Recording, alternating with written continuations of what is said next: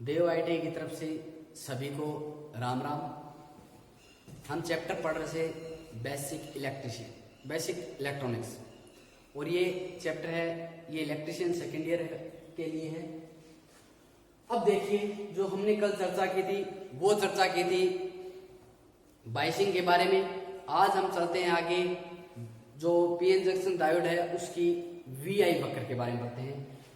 जो पहला आज का टॉपिक है वो है डायोड का वीआई वक्र। वीआई वक्र क्या होता है कि जो पीएन जंक्शन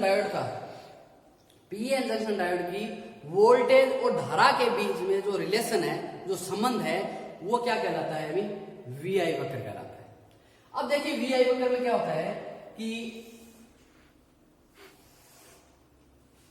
ये ग्राफ बना लिया, इसमें इस तरफ जो वोल्टेज है उसको हम प्रदर्शित करेंगे फॉरवर्ड वोल्टेज के नाम से, इस तरफ रिवर्स वोल्टेज से, ऊपर इसको डिनोट करेंगे अपन फॉरवर्ड धारा से, और इसको रिवर्स। ये मान लीजिए हूं वोल्टेज का 0.1, 0.3, 0.5, 0.7, 0.9, 10, 20, 30, 40। अब देखिए इसमें क्या होता है कि इस तरफ हम पढ़ेंगे फॉरवर्ड बायस के बारे में। फॉरवर्ड बायस में क्या होता है अभी कि 0.3 वोल्ट या 0.7 वोल्ट के ऊपर किसी भी जो पीएन फॉरवर्ड बायस था उसमें धारा चलनी प्रारंभ हो गई। तो देखो, जैसे वोल्टेज का मान बढ़ाते हैं, जैसे वोल्टेज का मान कितना हो जाता है 0.3 वोल्ट, इसके लिए जब अर्धचालक क्या हो, जर्मेनियम अर्धचालक के लिए जैसे वोल्टेज का मान 0.3 हो जाता है, उसी समय धारा का मान एकांक रूप से क्या हो जाता है, अभी बढ़ता जाता है। ये धारा का मान क्या होता गया, बढ़ता गया। जब वोल्टेज का मान कितना हो जाए 0.3, तो उस समय क्या हो जाएगी, आपकी बेस जो अक्ष से पर थी वो क्या हो जाती है, टूट जाती है, और उसके अंदर जो उस वोल्टेज को बोलते हैं, उस वोल्टेज को किस नाम से जाना जाता है? फॉरवर्ड बायस में जिस वोल्टेज के ऊपर धारा प्रारंभ होती है उस वोल्टेज को नाम जाना जाता है विभव प्राचीर या पोटेंशियल बैरियर के नाम से। तो किसे बोलते हैं पोटेंशियल बैरियर? किसी डायोड, मतलब कोई विभवांतर है, वह विभवांतर जो किसी डायोड के अंदर से क्या प्रवाहित कर दे, धारा का प्रवाह प्रारंभ हो जाए, उस विभवांतर पर जिस किसी डायोड में धारा का प्रवाह प्रारंभ हो जाए उसे किस नाम से जाना जाता है? अभी विभव प्राचीर या बैरियर पोटेंशियल के नाम से जाना जाता है। अब देखिए कि जो फॉरवर्ड बायस होता है, फॉरवर्ड बायस में जो वोल्टेज का मान होता है, सॉरी जो धारा होती है, उसको किससे नियंत्रित किया जा सकता है? वोल्टेज। किससे नियंत्रित किया जा सकता है? वोल्टेज से नियंत्रित किया जा सकता है। किसको? धारा को। फॉरवर्ड बायस की जो धारा है उसको वोल्टेज को कंट्रोल करके धारा को कंट्रोल किया जा सकता है। अब देखिए, ये तो अपना हो गया फॉरवर्ड बायस के अंदर। अब चलते हैं रिवर्स बायस के अंदर। ये रिवर्स वोल्टेज और ये रिवर्स धारा है। देखो, रिवर्स बायस के अंदर जाने से पहले अपने दो चीजों के बारे में जिक्र किया था कि एक तो थी ब्रेक डाउन वोल्टेज और एक थी लीकेज करंट। तो जो ब्रेक डाउन वोल्टेज होती है वो क्या, किसे कहते हैं ब्रेक डाउन वोल्टेज? कि जब वोल्टेज का मान एक निश्चित सीमा से अधिक कर दिया जाए तो उस पे रिवर्स बायस में, रिवर्स बायस में धारा क्या हो जाएगी, बढ़ना प्रारंभ हो जाएगी या स्टार्ट हो जाएगी। तो उसको क्या बोलते हैं, उसको गुण को क्या बोलते हैं? ब्रेक डाउन बोलते हैं। और जिस वोल्टेज पे आपकी धारा चलनी स्टार्ट हो गई थी, उस वोल्टेज को किस नाम से जाना जाता है? ब्रेक डाउन वोल्टेज के नाम से जाना जाता है। तो देखो, एक बात हो रहा है फॉरवर्ड बायस में जो धारा चली थी वो किस में चली थी? मिली एम्पियर में चली थी। फॉरवर्ड बायस में धारा चलती थी, किसमें चली थी? Milliampere. अब देखिए रिवर्स बायस में जैसे जैसे वोल्टेज का मान बढ़ता जाएगा, अब ये तो है नहीं कि देखो फॉरवर्ड वाइज में 0.3 वोल्ट पे धारा प्रारंभ हुई थी, तो रिवर्स वाइज में वोल्टेज का मान क्या होता है, ज्यादा होता है। ये लगभग होता है 20 से 30 वोल्ट। किसके लिए, ब्रेक डाउन वोल्टेज। अब देखो ब्रेक डाउन वोल्टेज के कारण एक धारा चली थी, वैसे रिवर्स वाइज में धारा चलती नहीं है सामान्य अवस्था में, लेकिन जब वोल्टेज का मान निश्चित वोल्टेज से अधिक हो जाए तो उसमें कुछ क्षणिक धारा चलती है। उस धारा को हमने किस नाम से जाना था, लीकेज धारा। ये तो अभी परिभाषा ही पढ़ी थी, ब्रेकडाउन में आया था कि वोल्टेज का मान निश्चित सीमा से अधिक हो जाए तो उसमें एक धारा चलती है, उस धारा को किस नाम से जानते हैं, अभी लीकेज धारा के नाम से जानते हैं। और रिवर्स वाइज में जो लीकेज धारा चलती है वो किस में चलती है, अभी माइक्रो एम्पियर में चलती है। किसमें चलती है, माइक्रो एम्पियर में चलती है। अब देखिए जैसे ही रिवर्स वाइज में जैसे वोल्टेज बढ़ाते हैं, जैसे ही वोल्टेज का मान 20 वोल्ट होगा उसी समय आपका धारा चलनी प्रारंभ हो जाएगी। कौन सी अवस्था में, रिवर्स वाइज में। जैसे ही वोल्टेज का मान 20 या 30 वोल्ट पहुंचता है उसी समय धारा चलनी क्या हो जाएगी, भी प्रारंभ हो जाएगी। तो इस धारा को किस नाम से जानते हैं हम, लीकेज धारा के नाम से।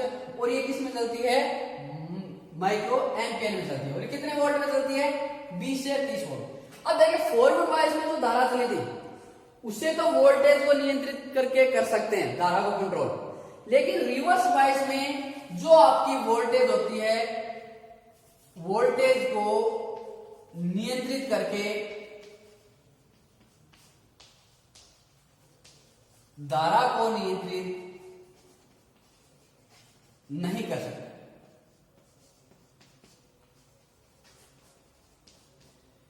वोल्टेज को नियंत्रित करके धारा को नियंत्रित नहीं किया जा सकता। तो अभी कैसे नियंत्रित करेंगे धारा को, धारा को नियंत्रित किया जा सकता है जो लोड के अंदर जो बाह्य सर्किट में जो लोड लगा हुआ है उसके प्रतिरोध को चेंज करके, लोड प्रतिरोध को चेंज करके धारा को क्या किया जा सकता है, अभी नियंत्रित किया जा सकता है। कैसे, ये नोट करते रहना साथ साथ में। कैसे नियंत्रित किया जा सकता है, जो बाहरी परिपथ में जो लोड प्रतिरोध लगा हुआ है, लोड प्रतिरोध के मान को चेंज करके धारा को नियंत्रित किया जा सकता है। अब देखिए जो रिवर्स बाइस है, जो वीआई वक्र है, वीआई वक्र या डायोड है, वो हमेशा किस नाम से जाना जाता है, वो जाना जाता है रैखिक, अरैखिक।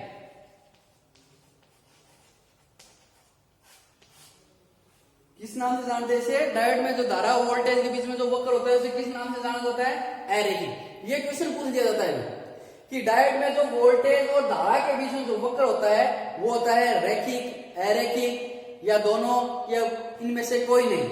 तो डायोड के अंदर जो वोल्टेज धारा का जो वक्र बनता है वो कैसा होता है, अभी अरैखिक होता है।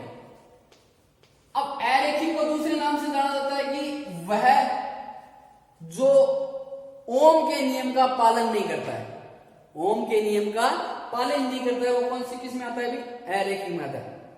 अब ओम का नियम क्या था, ओम के नियम के अनुसार वोल्टेज है वो धारा से के अनुपात में क्या होती रहती है, बढ़ती रहती है। मतलब जैसे जैसे वोल्टेज बढ़ाएंगे वैसे वैसे आपकी क्या होती जाएगी, भी धारा बढ़ती जाएगी। ये किसके नियम से था, ओम के नियम से। लेकिन ये नियम आपके डायोड और इलेक्ट्रॉनिक युक्तियों में नहीं लगता, इसलिए किसमें आते हैं, अरैखिक कंपोनेंट में। या आप इतना याद रखिए।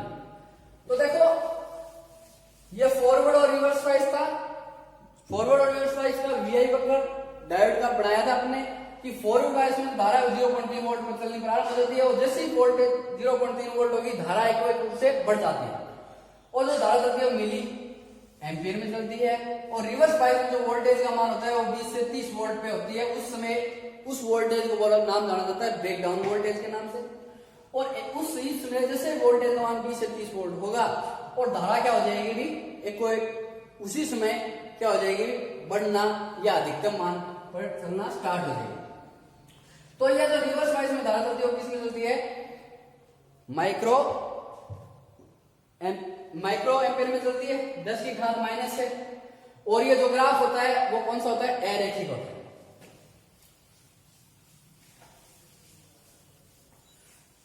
अब देखिए, अब चर्चा करते हैं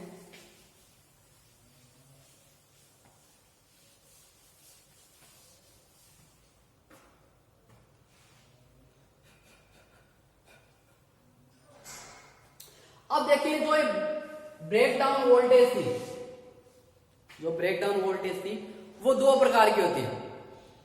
वो कितने प्रकार की होती है डायोड में, दो प्रकार की।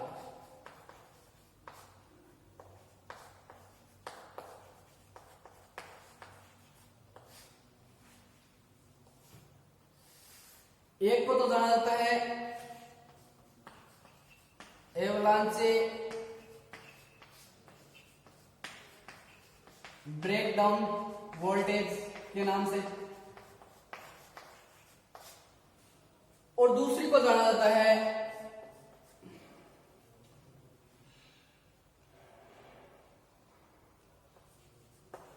Zener breakdown. एक एवलांचे ब्रेकडाउन, दूसरा कौन सा ब्रेकडाउन होता है, जेनर ब्रेकडाउन। तो देखो, इसमें अंतर क्या होता है कि जो एवलांचे ब्रेकडाउन होता है उसमें वोल्टेज का मान होता है वो निर्धारित नहीं होता। उसमें वोल्टेज का मान क्या होता है, निर्धारित नहीं होता। इसमें इसी प्रकार की क्वेश्चन पूछा जाता है। जो एवलांचे होता है उसमें वोल्टेज का मान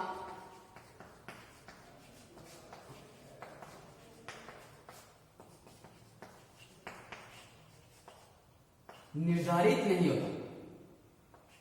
मतलब कौन सा वोल्टेज, ब्रेकडाउन वोल्टेज। कौन सी वोल्टेज की बात कर रहे हैं, ब्रेकडाउन की बात कर रहे हैं। ब्रेकडाउन दो प्रकार का होता है, एक एवलांचे है, दूसरा जेनर ब्रेकडाउन। तो एवलांचे जो ब्रेकडाउन है उसमें जो वोल्टेज का मान है उसमें वोल्टेज का मान निर्धारित नहीं होता कि किसी भी वोल्टेज पर उसका ब्रेकडाउन हो सकता है।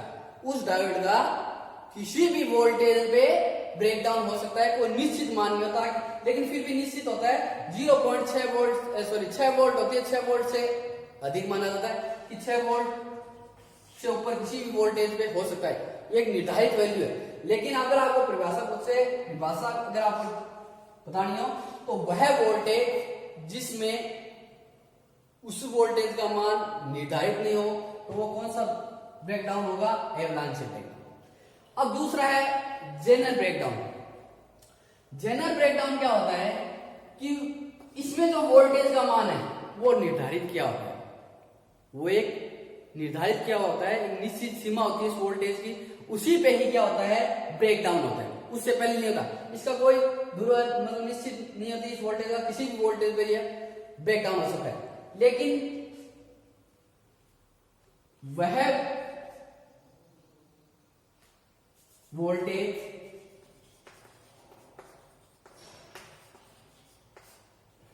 जिसका निश्चित मान होता है या उसकी सीमा होती है निश्चित, उसको किस नाम से जाना जाता है, जेनर ब्रेकडाउन के नाम से जाना जाता है। जो जेनर ब्रेकडाउन वोल्टेज होती है उसका मान निश्चित होता है, उसी पे ही वो क्या होती है, अभी ब्रेकडाउन होती है। लगभग इसका मान 5 वोल्ट से कम होता है, 5 वोल्ट से कम के लिए होती है। अब देखिए, जो ब्रेकडाउन जेनर ब्रेकडाउन वोल्टेज है इसका प्रयोग वोल्टेज को नियंत्रित करने के लिए किया जाता है। किसको नियंत्रित करने के लिए किया जाता है, वोल्टेज को। तो देखो, वोल्टेज को मतलब एक निश्चित सीमा पे वोल्टेज को निर्धारित कर दिया जाता है। मान लो 10 वोल्ट में निर्धारित कर दिया या 4 वोल्ट में निर्धारित कर दिया, इसी वोल्टेज के ऊपर इसका क्या हो जाएगा, ब्रेकडाउन हो जाएगा। तो ये इसको जो जेनर ब्रेकडाउन है उसका उपयोग किसमें किया जाता है, एक वोल्टेज रेगुलेटर के रूप में किया जाता है। किसके रूप में किया जाता है, वोल्टेज रेगुलेटर के रूप में किया जाता है। अब देखिए, वोल्टेज रेगुलेटर क्या होता है, एक निर्धारित वोल्टेज की सीमा निर्धारित कर दी जाती है, उस वोल्टेज से ऊपर जैसे ही जाएगा मान, उसके ऊपर जाएगा तो वो क्या हो जाएगी, उसमें धारा चलने, वोल्टेज चलने क्या हो जाएगी, भी बंद हो जाएगी। उसी सीमा के ऊपर वो क्या करना बंद कर देगा, इसीलिए बोला जाता है जेनर ब्रेकडाउन वोल्टेज। इसमें वोल्टेज का मान निर्धारित होता है और एवलांच ब्रेकडाउन में वोल्टेज का मान निर्धारित नहीं। और इसका जो प्रयोग जेनर डायोड होता है उसमें इसका प्रयोग किया जाता है, जेनर ब्रेकडाउन वोल्टेज में, वो हम जेनर डायोड में पढ़ेंगे। बस आपको इतना याद रखना है कि इसका उपयोग किसके रूप में किया जाता है, वोल्टेज रेगुलेटर के रूप में। अब चलते हैं आगे नेक्स्ट टॉपिक में, कुछ परिभाषाएं हैं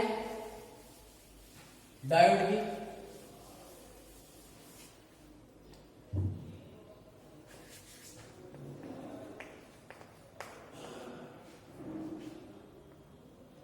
परिभाषा देखो 3-4 परिभाषाएं।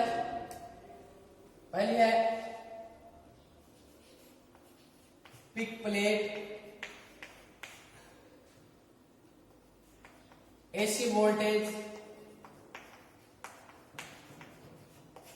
दूसरी है पिक इनवर्स वोल्टेज।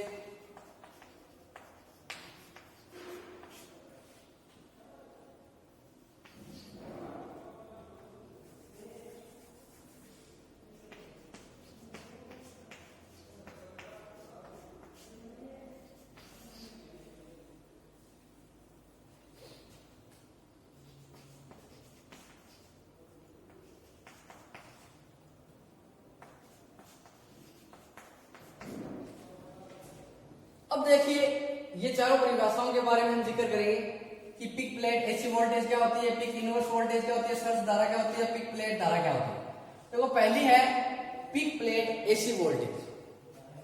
देखिए जब किसी डायोड में जो, देखो ये जो परिभाषाएं ये सभी किसी के हैं, डायोड के बारे में जिक्र कर रहे हैं और ये सभी परिभाषाएं हैं डायोड। देखो जब किसी डायोड के जो वोल्टेज का मान है, जब किसी डायोड में वोल्टेज जो दे रहे हैं हम उसको एक मतलब वह वोल्टेज का वह मान जिसमें वो क्या रहे, मतलब सुरक्षित रूप से कार्य कर सके। वोल्टेज का किसी डायोड को मतलब ये जो काम करता है फॉरवर्ड बायस में करता है। ये कौन सी वोल्टेज की बात कर रहे हैं, फॉरवर्ड बायस। फॉरवर्ड बायस में किसी डायोड को दी जाने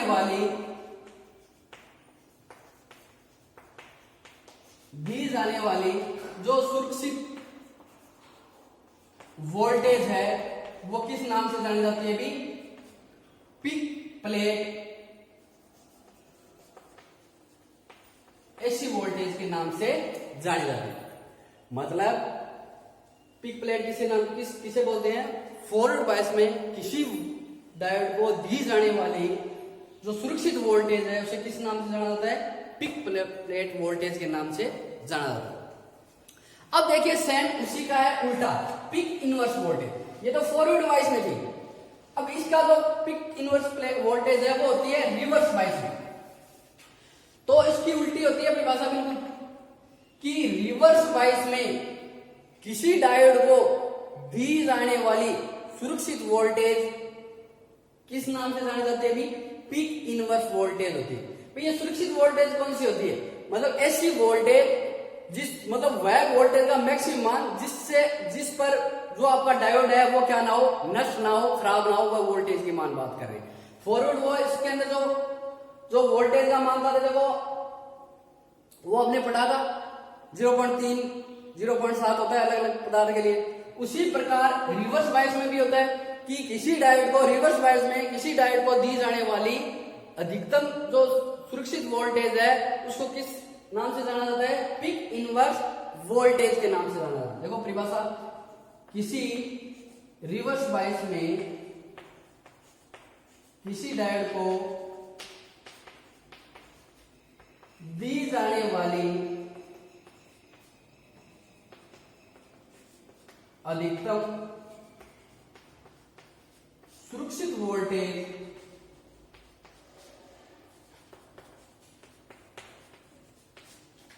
पीक इनवर्स वोल्टेज है।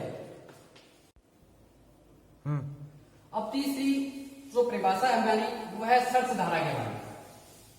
तो सर्च धारा किसे बोलते हैं? देखो कि जब किसी डायोड को सप्लाई से जोड़ा जाता है तो जैसे सप्लाई से जोड़ेंगे तो प्रारंभिक जो अधिकतम धारा होगी, प्रारंभ में जो चलने वाली अधिकतम धारा होगी उसे किस नाम से जाना जाता है? सर्च धारा के नाम से जाना जाता है।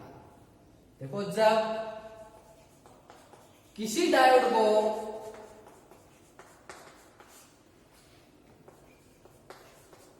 सप्लाई के साथ जोड़ा जाता है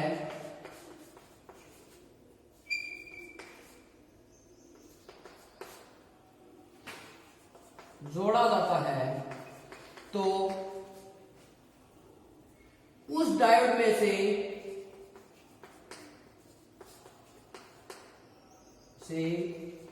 प्रवाहित होने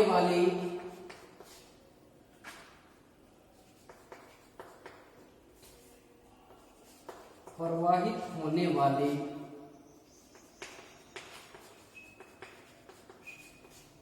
अधिकतम प्रारंभिक धारा को क्या बोलते हैं? प्रारंभिक धारा को सर्च धारा के नाम से जाना।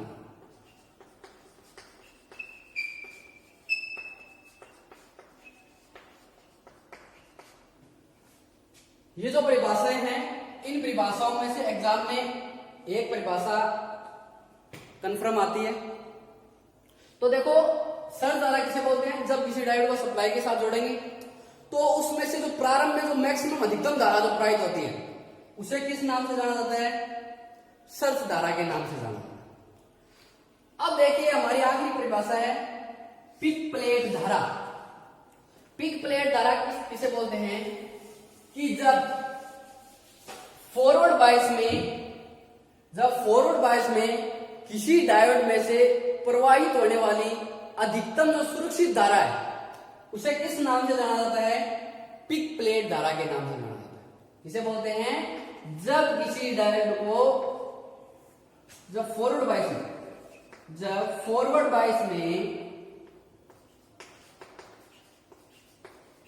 किसी डायोड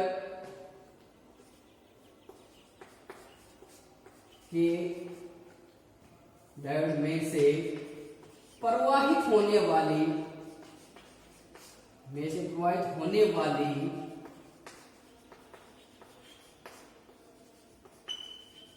अधिकतम जो सुरक्षित धारा होगी, अधिकतम सुरक्षित धारा को किस नाम से जाना जाता है? पीक प्लेट धारा के नाम से।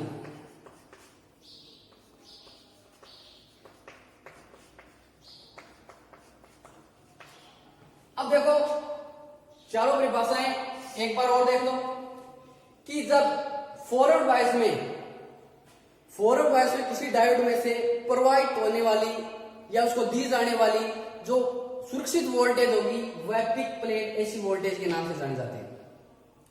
पीक इनवर्स वोल्टेज होती है वो होती है रिवर्स बायस में। जब रिवर्स बायस में किसी डायोड को दी जाने वाली जो सुरक्षित वोल्टेज होगी, अधिकतम सुरक्षित वोल्टेज होगी, उसे किस नाम से जाना जाता है? पीक इनवर्स वोल्टेज के नाम से जाना जाता है। अब देखो एक बात और देखो पीक इनवर्स वोल्टेज के अंदर कि जो ये पीक इनवर्स वोल्टेज डिपेंड करती है कि जो आपने परिपथ में जो रेक्टिफायर लगाया हुआ है वो कौन सा लगाया है, कि वो फुल वेव है कि हाफ वेव है। अगर आपका हाफ वेव या ब्रिज हो,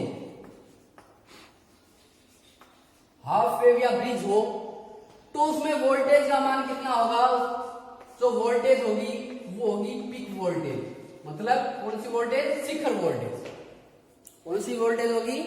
शिखर वोल्टेज। क्योंकि हमने सप्लाई में कौन सी इनपुट में कौन सी सप्लाई दी है?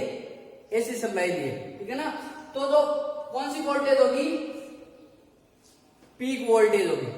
अगर फुल वेव हो, अगर कौन सा हो? फुल वेव हो, तो जो वोल्टेज का मान होगा वो डबल होगा पीक वोल्टेज का, यानी शिखर वोल्टेज का क्या हो जाएगा? अभी दुगना होगा। अगर हाफ वेव ब्रिज रेक्टिफायर हो तो वोल्टेज पीक शिखर मान हो गई, और अगर फुल वेव हो तो शिखर मान क्या हो जाता है, दुगना हो जाता है। ये बात ध्यान रखना। अब चलते हैं तीसरी परिभाषा पे, सर्च धारा पे। तो सर्च धारा किससे बोला था कि जब किसी डायोड को सप्लाई से जोड़ा जाता है तो उस डायोड में से प्रवाहित होने वाली जो प्रारंभिक अधिकतम धारा होती है, कौन सी, प्रारंभिक, जैसे सप्लाई जोड़ेंगे तो कौन सी धारा चलेगी, स्टार्टिंग में प्रारंभिक धारा चलेगी। तो स्टार्टिंग प्रारंभिक धारा को किस नाम से जाना जाता है भी, सर्च धारा के नाम से। और फिर है पिक प्लेट धारा। तो पिक प्लेट धारा उसे बोलते हैं जब फॉरवर्ड बायस में किसी डायोड में से प्रवाहित होने वाली सुरक्षित अधिकतम धारा होगी, ये तो होगी प्रारंभिक धारा, और ये होगी अधिकतम जो सुरक्षित धारा होगी, उसे किस नाम से जाना जाता है, पीक प्लेट धारा के नाम से। ये चारों परिभाषाएं अच्छी तरीके से याद कर लेना। अब एक छोटा सा टॉपिक और बच गया अपना, वो है हीट सिंक। क्या है, हीट सिंक। किसे बोलते हैं हीट सिंक? देखो हीट सिंक क्या होता है,